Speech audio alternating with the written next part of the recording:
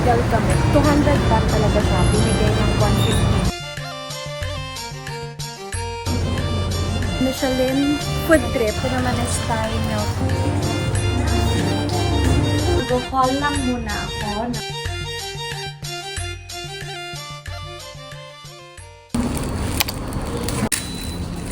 Onigiri from 7-Eleven. Wow! Breakfast, guys. Namili siya sa 7-Eleven ng pandan na bread, onigiri, sausage. Tapos nagluto kami ng noodles dito sa hotel. Tapos kape. Di-microwave tong sausage na to.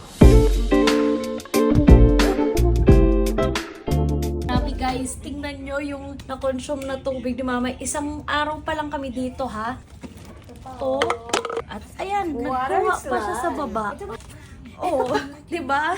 Dito kami ngayon sa may 7-Eleven and itatry daw namin to. Ayan, nakasale siya ngayon. 30 baht na lang. Bili ka ng water, then tatanggalin mo to. Collagen siya na may gluten, may vitamin C. Open your water. Bawasan mo muna. Then, ayan o. Ayun, ipupush mo siya. Shake. Anong lasa? Ang grapes. Sawadika! Welcome back to another video. So, it's our second day in Thailand. So, for today's video is mag-temple hopping kami. So, we will be going to Wat Arun and Wat Po, the reclining Buddha. And then, we will try some Michelin restaurant dito sa Thailand. Right now is, nandito ulit kami sa may Ratchaprop Station. And, magko-commute ulit kami. Kasi, tignan niyo yung traffic. Ang dami isla. Healthy ka dito sa Thailand. Oh, yung mga kinakain namin, dito lang napupunta. Para punta kami ng Makasan Station and then transfer kami sa may Blue Line and then bababa kami ng Itsaparap Station. From Ratchaparap going to Makasan, 15 baht. Tap nyo lang. Baba nyo ng Makasan. Nandito 60 baht. Buy one, get one. Traffic dito. Moving naman. Pero anong petsa pa bago ka makarating? Kaya, public transport na lang kami. And na-experience pa namin yung public transport. Ito na yung Blue Line. Dito daw, you can use your Visa card. So, let's try if... Oh! Nakapasok ako.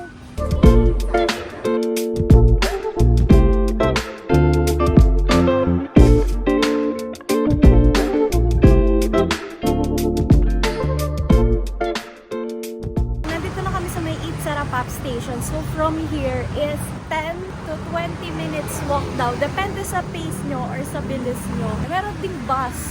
Longer waiting time daw. Mag-walk na lang kami. May dito papunta. Left-handed sila. Baliktad siya sa Pinas. Dito kami ngayon sa Parani Prestige Studio. Naghagal kami. 200 baht talaga siya. Binigay ng 150 kasi dalawa na lang kami. Photo album nila. Dito kayo mamimili kung anong maganda. Blue yung gusto ko. Ganito yung shop. Pwedeng school uniform na traditional costume nila. So, what they can? Blue ako today. Ito yung ano namin. Para kami maglakad na. Lahat sila dito is 200 baht. Parang yun yung pinaka-minimum nila. Hanap na lang kayo ng pwede kayo maghagal. Siguro pag mas marami kayong grupo, discount. Mas mura siya. So kami, 150. Nakamura kami ng 50 baht. So mga 100 pesos din. Natipid namin. Ngayon, papunta na kami sa may Wat Arun to do a photoshoot. Medyo mainit, pero kailangan to para sa picture. Kita na namin siya. Ayan. 200 baht per person na yung ticket dito. Get water, get water.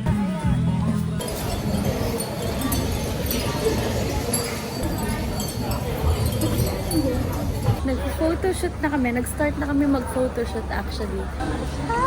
Maganda yung weather ngayon. Talaga pinagbibigyan tayo. Hindi siya sobrang init. Hindi din sobrang makulim din. So, tamang-tama lang. Kaya hindi kami masyadong ma-exhausted.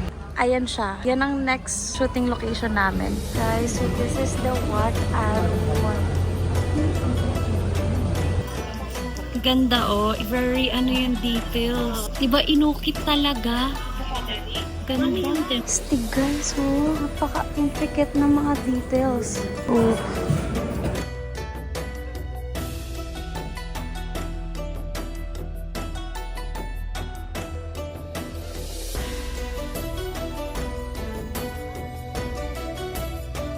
Pwede naman kayo mag-hire dito ng mga photographer. Kaso nga lang, medyo pricey siya. So, ginagawa namin, kinakopy namin yung mga angles nila.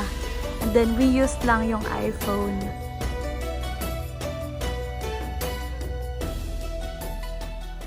Ganda. Ano yung mga orchid guys? Super ganda. Guys, so, tapos na. And pagod na din kami. Medyo nagka-cloudy na din. Okay. Thank you.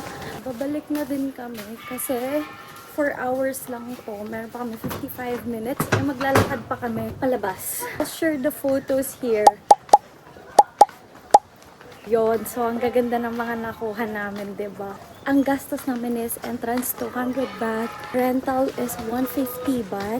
Ayun, great experience siya kasi syempre masasak in mo yung culture nila and kung paano sila manamit and maganda siya. Para ka talagang princess and magaganda yung temple sa loob. Gaya ng pinakita ko kanina, grabe yung mga details. Ang ganda.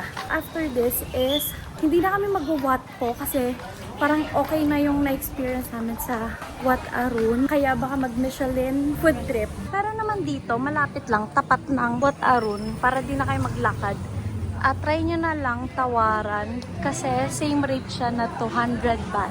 Pero ito kasing sa amin is 4 hours. Eh yung nasa loob is 3 hours. And I tell you guys, bitin ng 3 hours. Akala nyo mahaba siya pero bitin talaga. So, if interested kayo, dito kami nag-rent. Makikita nyo yung Royal Thai Navy. Tawid kayo dito.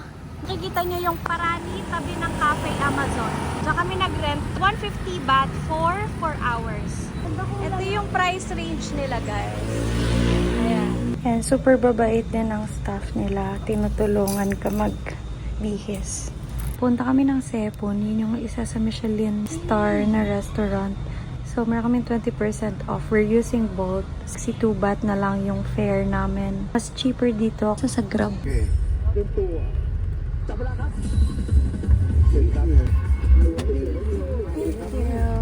This is the Safun. Michelin star siya from 2019 up to 2025. Guys, close na sila kasi na-sold out daw sila today. So sad. Anong oras pa lang? 2 p.m. pa lang. Sold out na sila. Hanap kami ng ibang Michelin star. Pero, itutry muna namin yung coffee na nasa plastic box. Yung nakikita natin sa TikTok. Eto siya. Tabi lang din siya ng Safun. Dito. Super dami ng tao. Guys, eto yung menu nila. Siya yung sikat sa TikTok. Ayan, siya yun. Ganito siya ginagawa. Ayan.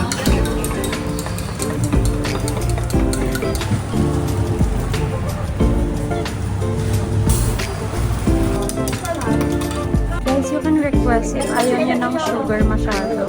Kasi meron ng condense and evap na nilalagay. So, we got Ovaltine.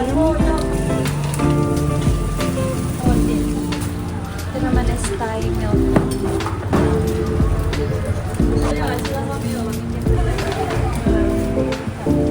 Kapungka.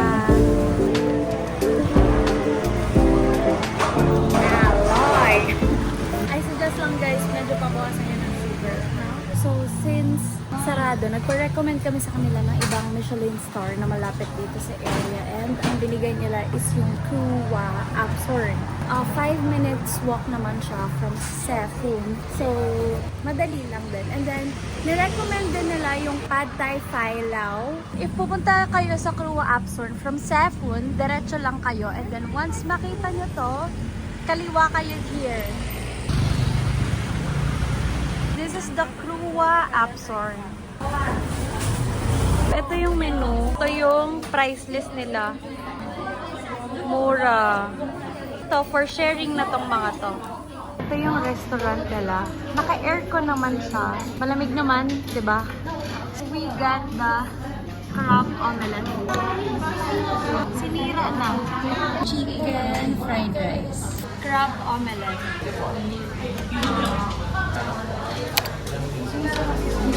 And then this is chicken. Kung sa cucumber lang siya.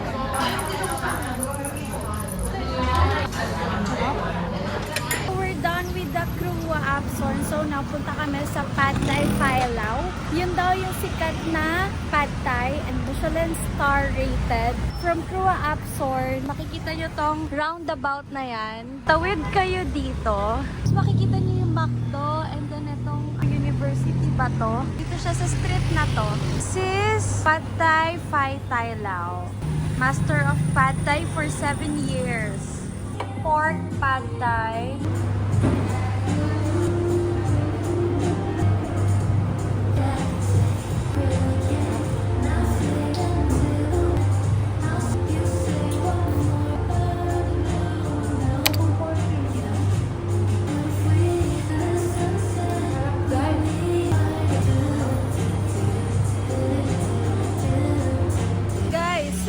Dito naman kami ngayon sa Core Panich or K Panich. Ito yung Michelin star rated na mango sticky rice. So from the Pad Thai place that we went to, 15-minute walk siya.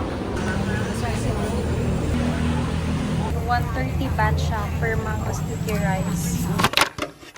Hey guys, and we are back home. Yes, hindi na po ako nakapag-outro and hindi na natuloy yung aming dinner cruise kasi unang-una, wala na akong battery. Wala na akong pang-vlog. Second is, wala na din kaming charge yung katawan namin. As in, naubos yung energy namin sa Wat Aron pa lang, first destination. Mag-Wat pa sana kami, tapos dinner cruise. So, dalawa yung hindi nasunod sa itinerary. But, sulit pa din, lalong-lalo na yung Michelin star restaurants. So good. Tumaas na tuloy yung expectations namin, lalong-lalo na sa Pad Thai.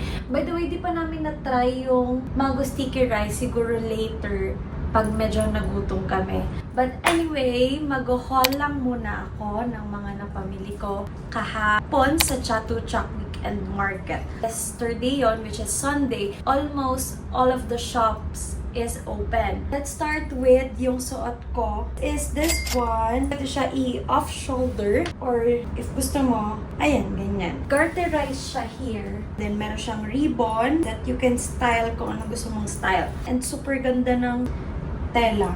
Next is ang skirt na to. Black skirt siya na merong white ribbons. May mas mura pa dun. Kaya siya ng 150 baht. Lalong-lalo na pag pumunta kayo sa Everything 100 baht shop, 150 baht lang siya. Next is, I got a cap. Super cute. It is a denim cap na meron siyang borda ng ribbon. So cute niya.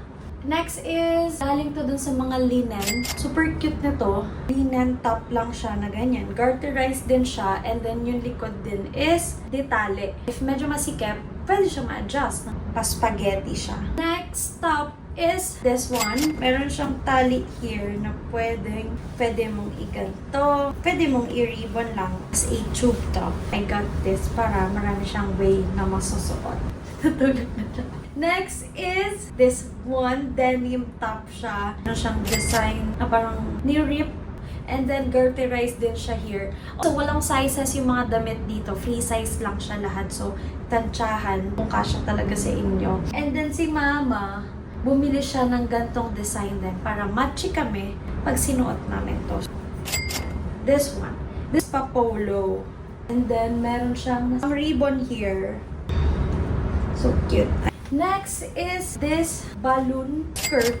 Pero, short siya. So, hindi mo na need magsuot ng short inside. Next is this skirt. Ito, usong-uso yung ganitong skirt dito. Kaya, kumuha na din ako kasi gaya-gaya ko. Got this for 100 baht also. Next is ito, kay Mama to. Doon siya sa linen shop na napuntahan namin. Ito siya, na i-wrap mo siya here. Lastly is etong pants na to na super ganda ng tela.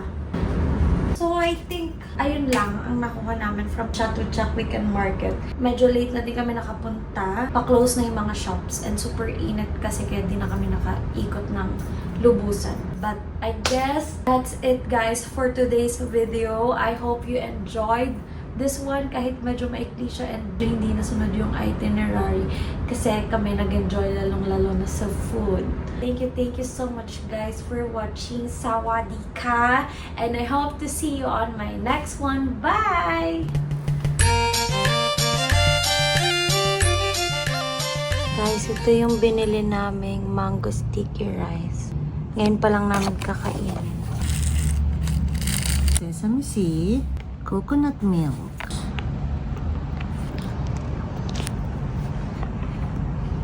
Masarap siya. Masarap.